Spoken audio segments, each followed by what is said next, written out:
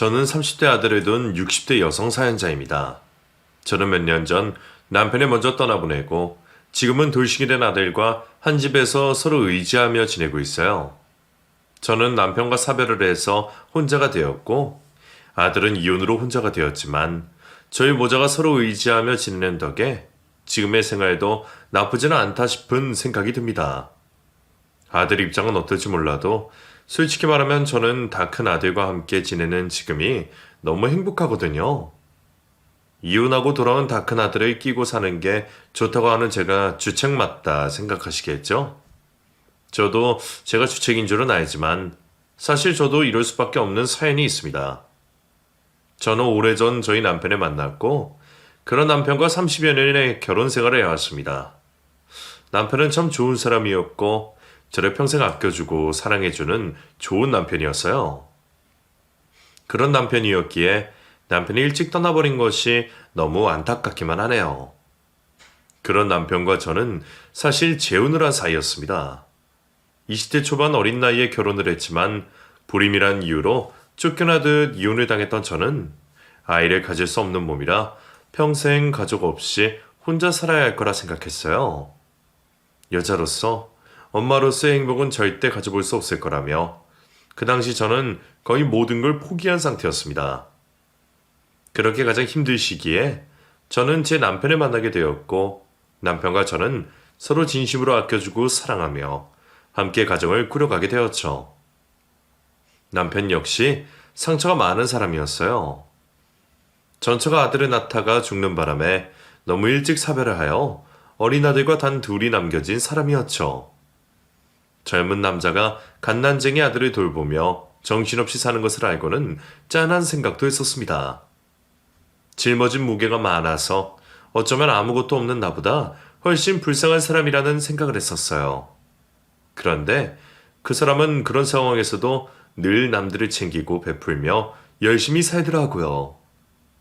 그런 모습이 좋아서 반했던 제가 결국 그 남자와 새 출발을 하게 되었죠.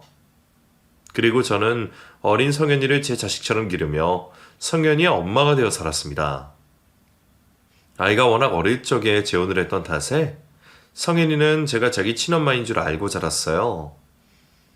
그래도 친어머니에 대한 이야기를 언젠가 해줘야 한다는 생각은 하고 있었지만 아이가 죽음을 제대로 받아들이기 전에는 얘기를 하지 않는 것이 좋겠다는 생각에 남편과 저는 상의하에 성현이에게 진실을 알려주지 않았습니다.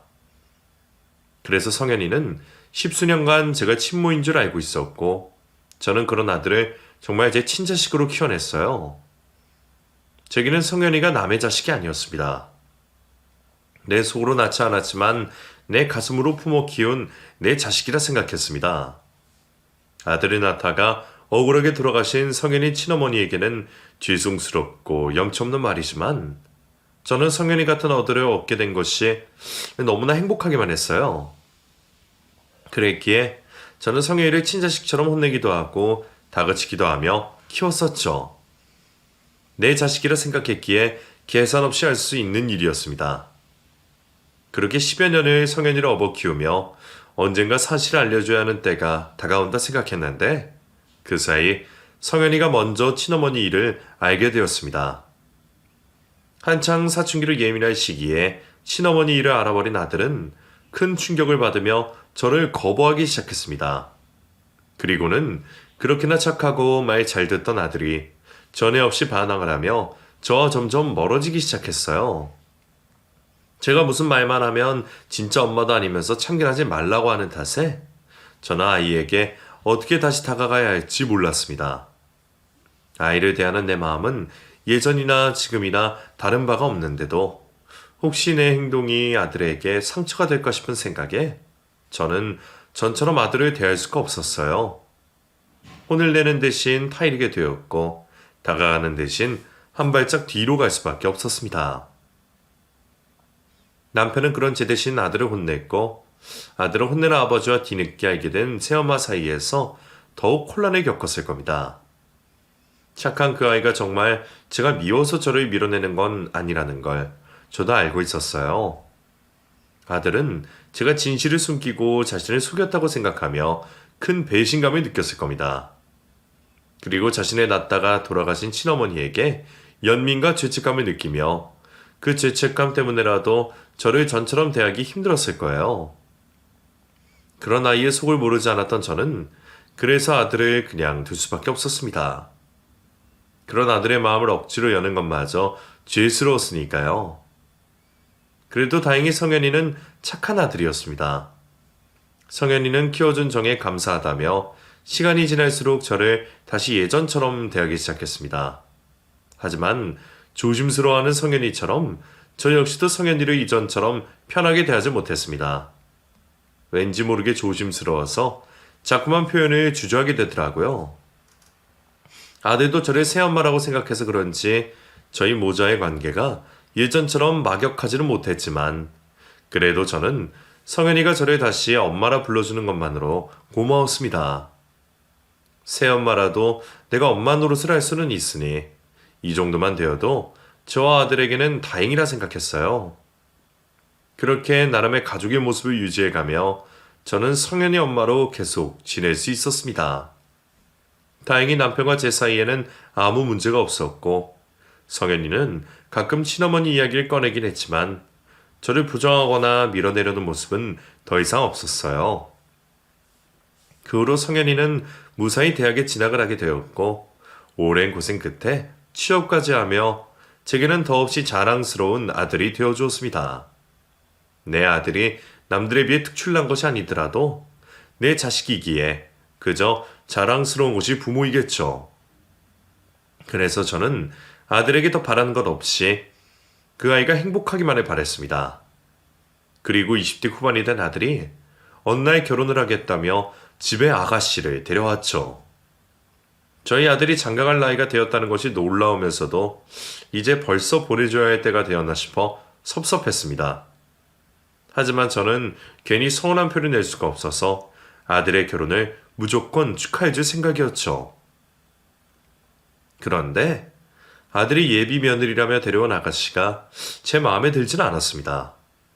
저도 웬만하면 아들이 좋다는 여자를 환영해주고 싶은 생각이었지만 아무리 그래도 그렇지 연애도 몇 번 못해본 총각인 우리 아들이 이혼한 여자를 데려왔다는 게 달갑지 않더라고요.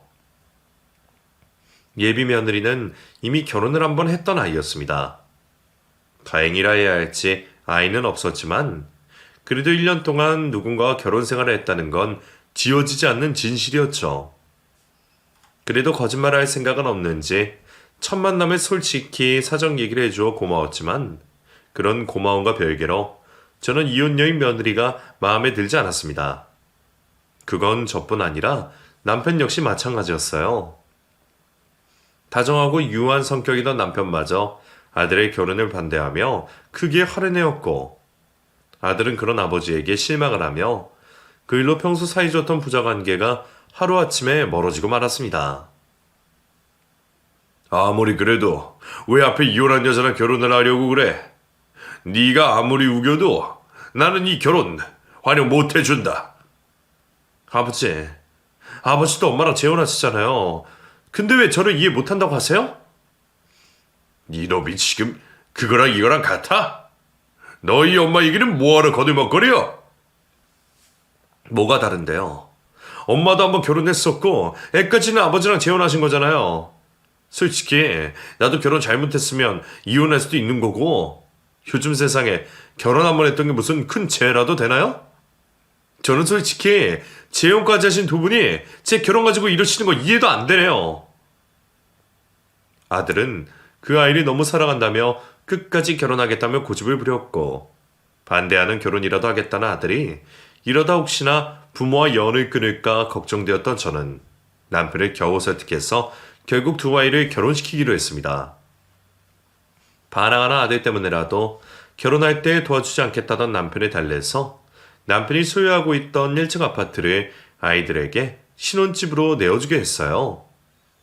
저도 둘 사이를 반대하기는 했었지만 이왕 결혼시키는 것이면 해줄 수 있는 만큼 해주고 싶었거든요. 하지만 남편은 무슨 고집인지 그러면서도 명의를 바꿔주진 않았습니다. 니들이 못 헤어지겠다 하니까 나도 마지못해 허락하기는 한다만 나도 앞으로 두고 볼 거야. 둘이 부모 주게 못 박으면서까지 어렵게 결혼하는 거니. 이제 더는 부모 걱정시키지 말고 잘 살아봐. 실망시키면 아파트 뭐고 없어. 그럼요. 아버지 말씀대로 저희 잘 살 거예요. 후회 안 하시게 노력할 테니까 꼭 지켜봐 주세요. 예, 아버님. 저희도 도움받아서 결혼하면서 명의까진 바라지도 않아요. 집 얻어주시고 도움 주신 것만으로 감사하죠.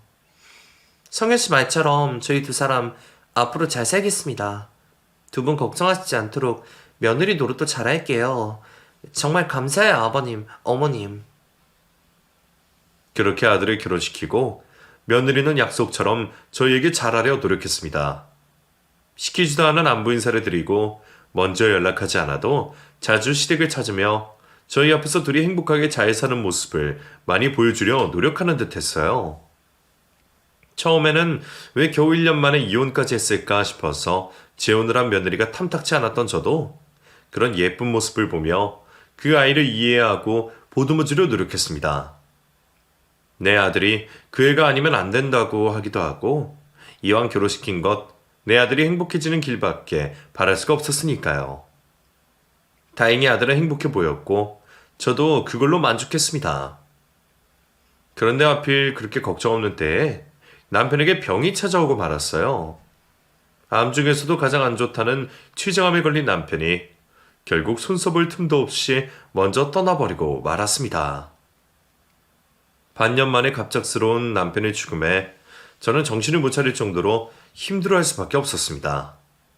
그래서 그때는 남편 유산이고 뭐고 신경 쓸 겨를도 없이 그저 남편을 잃은 슬픔에만 빠져있을 수밖에 없었죠. 그래도 아들 며느리가 있어서 참 다행이라 생각했습니다. 그런데 그때부터 며느리가 조금씩 달라지기 시작하더라고요. 그렇게 자라던 며느리가 점점 달라지더니 대뜸 남편 재산을 상속해달라 얘기를 꺼냈습니다. 어머니, 아버님 돌아가셨으니 이제 재산 정리하셔야죠. 지금이라도 저희 사는 아파트 저희 주시고 남편 목 다 돌려주세요. 그게 무슨 말이니 너. 성인이 몫을 돌려달라니.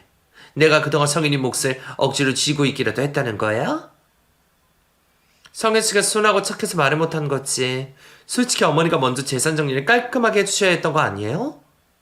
아버님 돌아가셨으면 이제 두 사람 사이 아무것도 아닌데 어머니가 계속 아버님 재산을 쥐고 계시는 건 아니죠. 우리가 아무 사이가 아니라니. 성현이 내 아들이야. 아들이랑 엄마 사이가 아무것도 아닌 거냐? 남편이 남긴 재산을 아들 앞으로 돌려달라 말하던 며느리는 남편 없이는 제가 아들과 아무 사이도 아니라며 엄한 말을 하고 있었습니다. 그 말에 너무 충격을 받은 저는 처음으로 며느리에게 크게 화를 내며 며느리를 그 자리에서 쫓아내고 말았죠. 때가 되면 당연히 아들 앞으로 전부 돌려주려 한 것을 먼저 설레발을 치는 며느리가 수상하기만 했습니다. 남편이 있을 때만 하더라도 저를 어머니 하며 잘 따르던 아이가 남편이 주자마자 저를 성인이의 계모 취급하는 게 참 괘씸했죠. 내가 새엄마라서 시어머니 노릇하지 말라는 건지 며느리는 점점 저를 무시하기 시작했습니다. 그런 일로 결국 며느리와 제 사이에 문제가 생기고 아들까지 알게 되고 말았습니다. 남편 죽고 여러모로 힘든 와중에 아들에게 그런 모습까지 보이고 싶진 않았지만 그래도 그런 상황을 알면 아들이 당연히 제 편을 들어줄 거라 생각했어요. 그런데 무슨 일인지 아들이 며느리처럼 저를 음해하고 제 탓을 하기 시작하는 게 아니겠어요? 엄마, 진경이한테 정말 너무한 거 아니에요? 그래도 자기는 며느리 노릇 잘해보겠다고 노력하는데 엄마는 자꾸 왜 그래요? 정말 아버지 재산 때문에 그래요? 내가 엄마한테서 아버지 재산 다 가져갈까봐 그거 무서워서 이러는 거냐고요. 대체 그 아이에게 무슨 말을 어떻게 들은 건지 아들은 갑자기 제게 그런 말을 꺼내며 저를 의심하기 시작했습니다. 제가 남편의 재산을 모두 빼돌리고 의붓 아들을 버려버릴 것처럼 말이에요. 무슨 그런 말을 하느냐며 서운하다고도 말을 해봤지만 이미 며느리의 모함에 넘어간 아들은 제 말은 귀에 들리지 않는 듯 했습니다. 며느리가 대체 무슨 말을 했는지 모르겠지만 저와 제 아들 사이를 이간질시킨 건 분명한 듯 했어요. 그러지 않고서는 그동안 평생 돈 가지고 말 한 번 없던 아이가 집 명의 얘기를 꺼내고 재산 때문에 저를 괴롭히지는 않을 테니 말입니다. 엄마, 정말 이럴 거예요? 아파트 명의라도 바꿔달라는데 왜 자꾸 안 된다는 거예요? 그건 원래 아버지가 나 주려고 한 거잖아요. 내가 널 못 믿어서 그러는 게 아니라 진경이 걔 때문에 그러는 거 아니야. 너 안 이러던 애가 갑자기 이러는 것도 그렇고 너무 이상하다. 그 애가 무슨 말을 했는지 몰라도 다 믿으면 안 돼. 너 왜 엄마를 못 믿고 그러니? 이렇게 된 것도 다 진경이 때문 아니니? 엄마야말로 자꾸 엄한 사람 탓만하지 말고 내 생각이나 좀 해줘요. 아버지까지 돌아가셨는데 왜 나한테 재산이 하나도 없냐고요. 이거 법적으로도 문제 있는 거 알죠? 자꾸 이러시면 나도 수송하는 수밖에 없어요. 결국 소송까지 말을 꺼내는 아들을 보며 저는 큰 충격을 받을 수밖에 없었습니다. 나를 정말 돈 욕심이는 계모라고 생각하는 건지 나를 곡해하는 아들에게 서운함을 느꼈지만 저는 아들이 그렇게 된 것이 다 며느리 때문일 거라 생각하고 있었습니다. 우리 사이가 많이 벌어진 건 맞지만 원래 제 아들은 그런 사람이 아니었어요. 낳아준 엄마는 아니어도 기른 정이 그만큼 큰 거라며 꼭 중요한 순간들마다 제 편을 들어주고 저를 챙겨주던 아들이었으니 말이에요. 하지만 며느리 때문에 저는 그런 아들과 멀어지게 되었고 그런 아들은 결국 저를 보고 싶지 않다며 연락마저 끊어버렸습니다. 아들 며느리를 보지도 못하고 저 혼자 외롭게 지내고 있었죠. 그러던 어느 날 며느리에게서 갑작스럽게 연락이 왔습니다. 어머니, 잘 지내셨어요? 네가 어쩐 일이냐? 당신은 안 보고 살겠다면서 네 연락도 안 받더니. 어머니, 그땐 제가 죄송했어요. 제가 그렇게 하면 안 됐던 건데 저도 사람인지라 어머니에게 쌓인 게 많았던 것 같아요. 저의 며느리니까 남이라 치더라도 아들인 남편은 그러면 안 되는 거잖아요. 그래서 제가 그동안 남편을 많이 설득했어요. 어머니가 일부러 섭섭하게 하신 건 아닐 거라고 제가 계속 얘기를 했더니 그이도 마음이 흔들리나 보더라고요. 며느리는 끝까지 자기 잘못은 없다는 듯 말을 했지만 그래도 자기 딴에도 깨달은 게 있었던 건지 제게 잘못했다며 화해의 손길을 내밀어 왔습니다. 그리고 자기가 멀어지게 만들었던 우리 모자 사이를 다시 화해시키겠다며 아들과 제가 대화할 수 있는 자리를 만들겠다 하더군요. 그동안 며느리라는 아이의 행적들이 있었기에 그 말을 전부 믿어도 될까 싶었지만 당시에 저는 어렵게 낳은 아들 레이와의 연락에 기쁜 마음에 그런 며느리를 의심하거나 신경 쓸 겨를이 없었습니다. 그래서 아들과 대화를 할 수 있게 해주겠다며 집으로 오라는 며느리의 말에 흔쾌히 그러겠다 했었죠. 그럼 어머니, 그 사람 오늘 계속 집에 있으니까 점심 드시고 저희 집으로 오세요. 저희가 어머니 댁으로 가면 좋겠지만 이 사람 성격에 괜히 쑥스럽고 민망해서 자기 발로는 못 갈 거예요. 그래서 어머니가 저희 집으로 오셔서 대화를 해보셨으면 하는 거예요. 그래도 제 노력 덕분에 이 사람도 지금은 어머니에 대한 오해가 많이 풀린 상태니까 오셔서 얼굴 마주보시고 대화하다 보면 묵은 감정들도 없어지겠죠? 그래, 그러마. 내가 가나 니들이 오나 무슨 차이가 있겠니? 둘보다 하나가 움직이는 게 낫지. 그렇죠. 그럼 어머니, 1시까지 늦지 않게 오세요? 그래도 아들이 나와 대화를 해볼 마음이 있다는 것에서 저는 모든 것이 해결되는 기분이 들었습니다. 내 진심을 전한다면 이번에도 전처럼 아들이 내 마음을 알아주고 화해를 할 수 있지 않을까 했죠. 그렇게 저는 기쁜 마음으로 아들 집으로 달려갈 수밖에 없었습니다. 혹시나 싶어서 가기 전에 아들에게 전화 한 통이나 해볼까 싶었지만 어차피 며느리에게 얘기를 다 들었을 것이고 가서 직접 만나면 되는데 싶어서 전화를 하지 않았어요. 몇 달 만에 만나서 전화로 대화를 하기보다는 직접 만나 얼굴을 마주하고 진심을 나누고 싶었습니다. 그렇게 약속한 대로 저는 아들 집에 찾아가게 되었고 초인종을 누르자 집안에서는 며느리가 현관을 열고 저를 반겨주었습니다. 어머니, 늦지 않게 오셨네요. 얼른 들어오세요. 그래, 오랜만이구나. 그동안 잘 지냈니? 뭐, 그냥저냥 지냈죠. 저희라고 어머니랑 그렇게 싸우고 마음이 편했겠어요? 아까도 잠깐 말씀드렸지만, 저도 여러모로 마음이 안 좋았어요. 어머니가 제가 어머니랑 남편 사이 갈라놨다고 생각하셔서 속상하기는 했지만, 그렇다고 정말 가만히 있으면 안 될 것 같더라고요. 모자 사이를 위해서라도 제가 참고 노력해야겠다 싶어서요. 그래, 네 말대로 서로 오해한 게 있으면 얘기해서 풀어야지. 나도 너한테 오해한 게 있으면 너도 나한테 오해하고 몰랐던 게 있지 않겠니? 그렇죠. 뭐 어머니도 저한테 쌓인 게 있으시겠죠. 어머니가 처음부터 저를 반대하셨었으니까요. 지금 그 얘기가 왜 나오니? 오랜만에 만나서 또 다투고 싶어서 그래? 제가 뭘요? 저도 그냥 사실을 말한 건데요. 아, 그래 됐다. 기분 좋게 찾아왔으니 오늘은 제발 싸우지 말자. 근데 집이 어째 조용하구나? 성인이 집에 있다더니 어디 갔니? 어머니 오시기 직전에 볼 일이 있다고 앞에 나갔어요. 기다리시면 금방 올 거예요.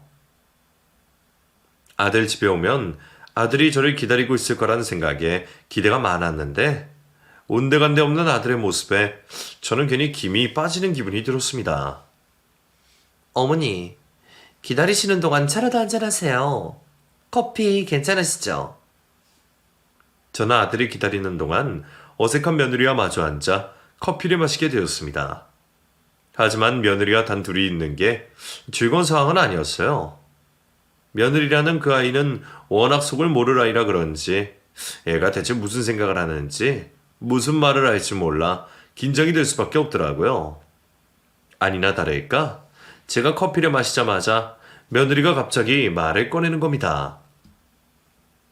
어머니, 사실 제가 어머니한테 괜히 드리고 싶은 얘기가 있었어요. 뭔데? 들어올 테니 편하게 말해봐라. 어머니, 이 집 저희 주시기로 하셨잖아요. 그거 명의 제 거로 해주세요. 그게 무슨 말이야? 몇 달 전에 그걸로 쌓아놓고 갑자기 또 웬 명의 얘기를 꺼내니? 내가 그때 분명 줄 테니까 기다리라고 했잖니. 예? 그러니까 이제 주시라고요. 솔직히 어머니가 무슨 생각이신지 모르겠지만 지금 주시나 나중에 주시나 별 문제 없는 거잖아요? 아버님이 저희 살으라고 치신 건데 명의가 어머니 앞으로 되어 있는 게 제가 불편했어요? 그러니까 지금 주세요. 저는 아들도 없는 자리에서 또다시 명의 얘기를 꺼내는 며느리가 이상하게만 했습니다. 그것도 아들 명의도 아니고 자기 명의로 해달라니 말이에요. 글쎄, 명의를 돌리면 아들 명의로 해야지. 그걸 왜 네 명의로 해주다니까? 이거 성현이도 알고 있는 얘기니? 그건 어머니가 아실 필요 없고요. 어머니는 그냥 약속만 해주시면 돼요. 어머니가 번거로우실까봐 자필 각서까지 만들어 놨어요. 그러니까 어머니는 여기 사인만 좀 해주세요. 자필 각서는 또 무슨 말이야? 아니 이게 대체 뭐야? 성인이 어디 있니? 얼른 들어오라고 해라. 와서 셋이 같이 얘기 좀 해보자. 며느리는 제가 며느리 앞으로 아이들이 살고 있는 집에 대한 명의를 양도하겠다는 자필 각서까지 내보이며 저더러 그곳에 서명을 하라 하고 있었습니다. 너무 황당하고 기막힌 저는 당연하게도 그럴 수 없다며 거절 의사를 말할 수밖에 없었어요. 말도 안 되는 소리 하지 말고 그건 얼른 치워. 세상에, 네가 설마 처음부터 이러려고 나를 여기까지 오라 그런 거니? 아니 명의를 내 아들 앞으로 하면 몰라도 왜 네 앞으로 해달라고 그래? 이 각서는 대체 또 뭐고? 어머니, 여기 서명해 주실 때까지 못 나가세요. 아드님도 올 일 없을 거예요. 제가 화를 내며 서명을 못하겠다고 하자 저를 살살 구슬리려던 며느리는 순식간에 태도가 돌변하여 제게 싸늘하게 말을 하기 시작했습니다. 처음부터 이것 때문에 어머니 부른 거 맞아요. 성에서 집에 있지도 않고 오늘 들어올 일도 없어요. 아마 며칠 동안 어머니가 여기 있는지 아무도 모를걸요? 그러니까 험한 꼴 보기 싫으시면 그냥 사인해 주세요. 얘가 지금 무슨 말을 하는 거야? 너 지금 나 협박하려는 거니? 아니, 내가 내 발로 걸어 들어왔는데 내 발로 왜 못 나가겠니? 너 이런 거 보니 우리가 더 할 말은 없을 것 같구나. 나 이만 가볼 테니까 오늘 일은 없었던 걸로 하자. 그래도 아들 집에 온 김에 아들과 대화는 한번 나눠보려고 했는데 말도 안 되는 소리를 하며 억지 협박까지 하는 며느리 때문에 저는 화가 잔뜩 난 채로 그 집을 떠날 수밖에 없었습니다.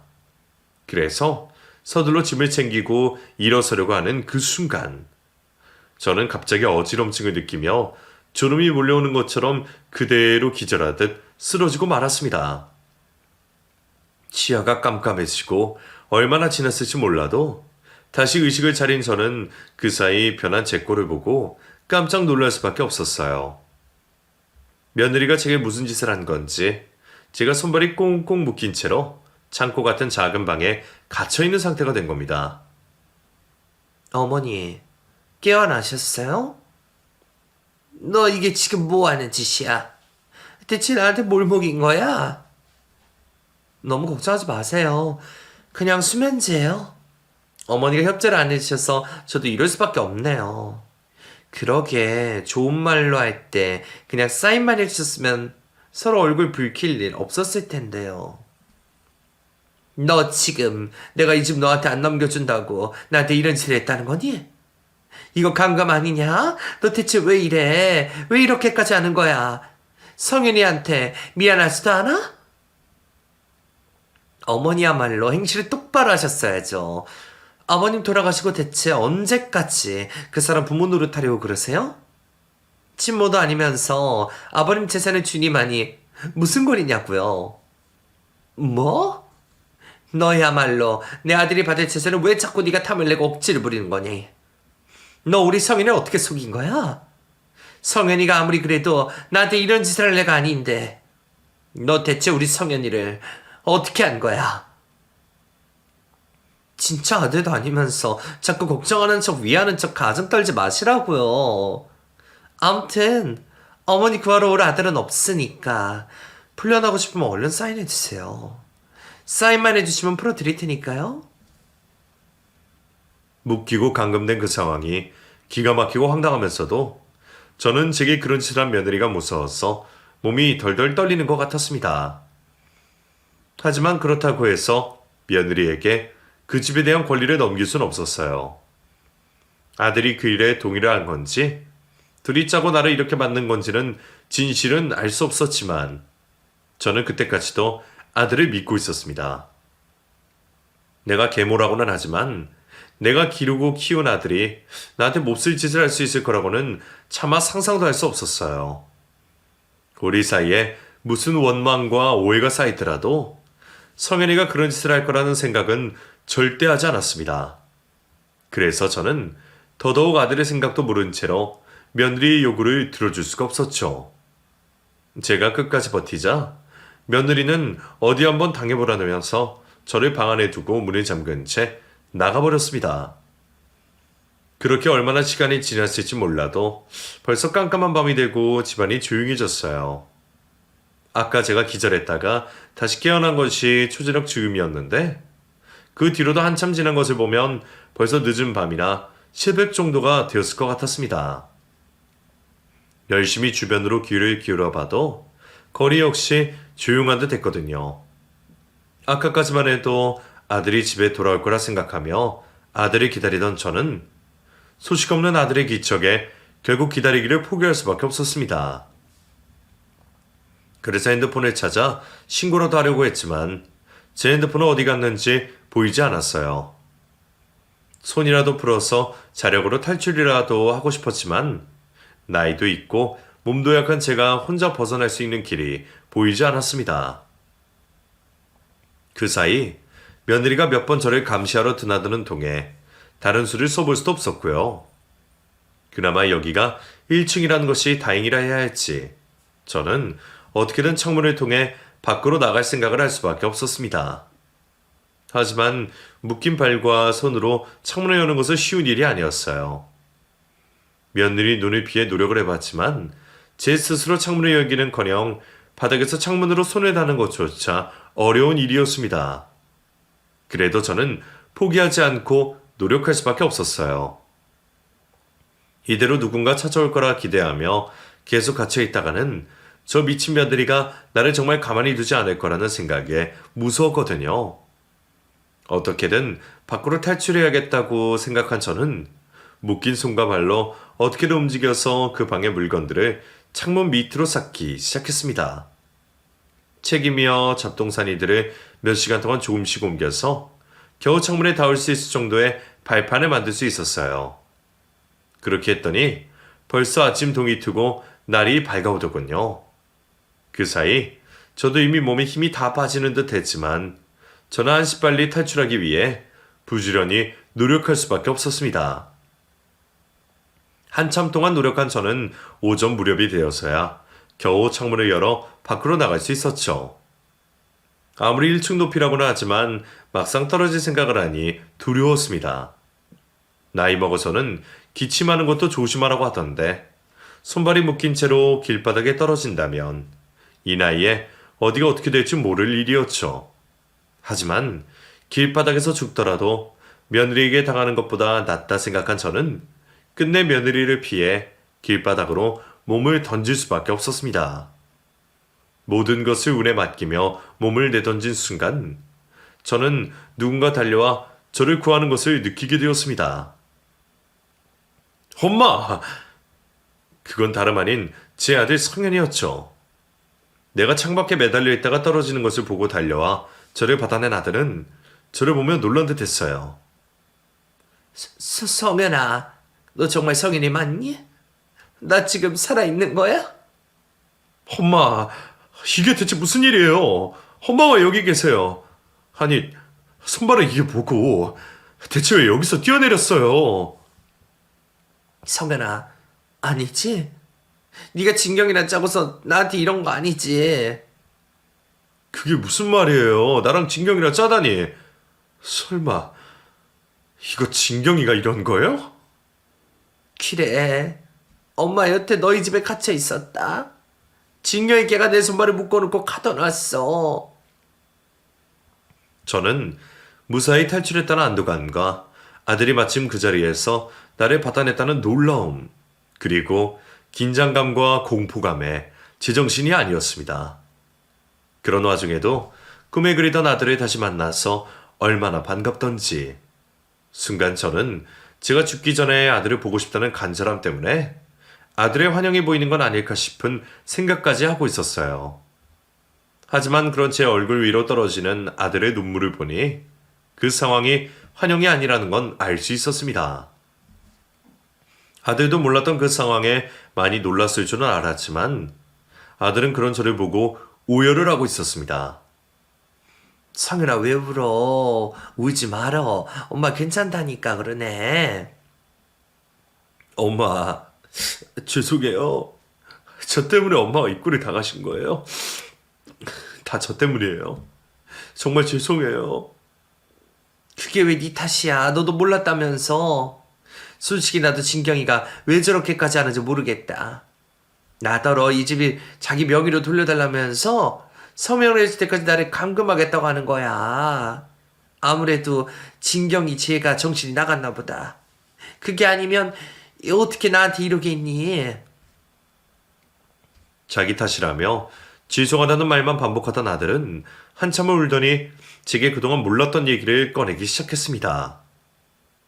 아니에요. 다 제 탓이에요.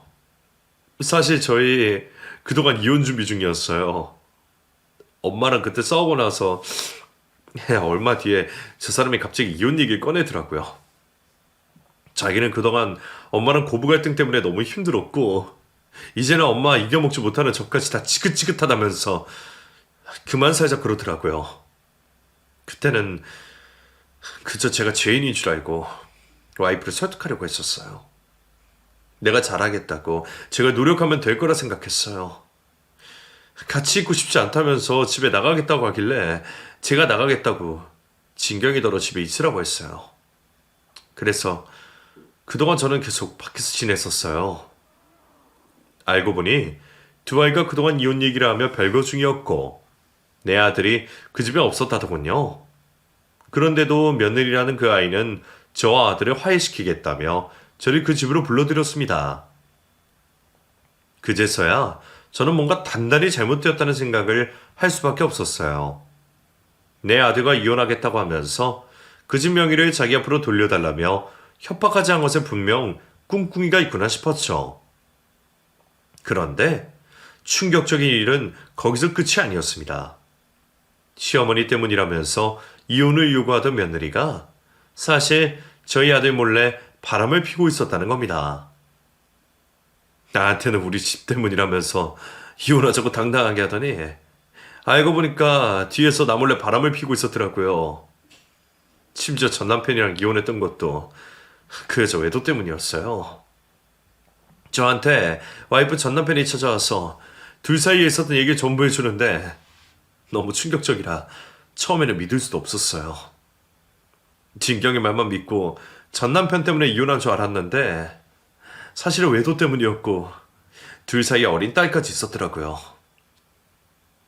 나한테는 혼인신고만 했던 거라고 깔끔하다고 거짓말 해놓고 말이에요. 그래서 뒤늦게 사실을 알고 아침부터 따져 물으러 달려왔더니 엄마가 창문으로 나오고 계신 걸 본 거예요. 그동안 며느리에게 집까지 내어주고 별거 중이던 아들이 그날 마침 때맞춰 집에 찾아온 것은 우연이 아니었습니다. 자기 처에게 처음부터 단단히 속았다는 것을 알고 뒤늦게 진실을 묻기 위해 아침부터 달려올 수밖에 없었던 거죠. 그리고 그제서야 아들과 저도 며느리에 대한 모든 진실을 알게 될 수 있었습니다.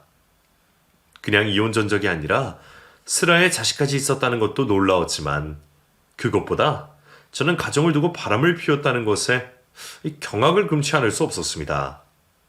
그리고 지 벌은 못 주는 건지 제 아들에게도 똑같은 상처를 주었네요. 뻔뻔하게 잘못을 저질러 놓고 적반하장으로 이혼을 해달라고 했을 그 아이의 행동에 저는 분노가 치밀어 올랐습니다. 그리고 그런 진실이 밝혀진다면 재산 분할을 받지 못할 것을 염려해서 그 전에 제게 집 명의를 넘겨받을 생각이었던 모양입니다. 이혼 전에 시부모에게서 증여받은 재산은 이혼 시 분할에 들어가지 않는다고 하더라고요. 그래서인지 며느리는 이혼을 준비하면서 저를 가둬놓고 재산을 빼돌릴 생각을 했던 것 같습니다. 만약 아들이 진실을 알지 못했더라면 아마 끝까지 나와 아들 사이를 이간질하며 자기 이득만 챙겨갔겠죠. 아들도 그 생각 때문인지 자신이 어리석었다며 자책을 하고 있었습니다. 결국 아들도 그 여자에게 당했을 뿐인데 당당한 그 여자와 달리 힘들고 상처받은 건 제 아들이 되고 말았네요. 내 아들에게 그런 몹쓸 짓을 한 며느리가 도저히 용서가 되지 않아 저는 그 자리에서 며느리를 경찰에 신고하게 되었습니다. 저도 그냥 저 혼자 당한 일이라면 일이 커져 피곤해지는 게 싫어서라도 조용히 넘어갔을 텐데 내가 아니라 내 아들이 피해를 받았기에 그 아이를 가만둘 수가 없겠더군요. 저는 경찰에 신고를 했고 며느리는 그 자리에서 감금 협박으로 경찰서로 끌려가 조사를 받게 되었습니다. 어머니, 저한테 정말 왜 이러세요? 전부 다 오해예요. 저 너무 억울해요. 워낙 밖에서는 착한 척하던 며느리였기에 경찰들 앞에서도 가증스럽게 눈물까지 보이며 부인을 했지만 진실은 결국 밝혀지고 증거는 드러날 수밖에 없는 일이었습니다. 저는 경찰 조사를 받으며 약물 검사까지 받았고 검사 결과 제 몸에서는 진정제와 수면제 성분이 검출되었어요. 그리고 그 증거 덕분에 며느리가 제게 무슨 짓을 했는지 밝혀질 수밖에 없었습니다.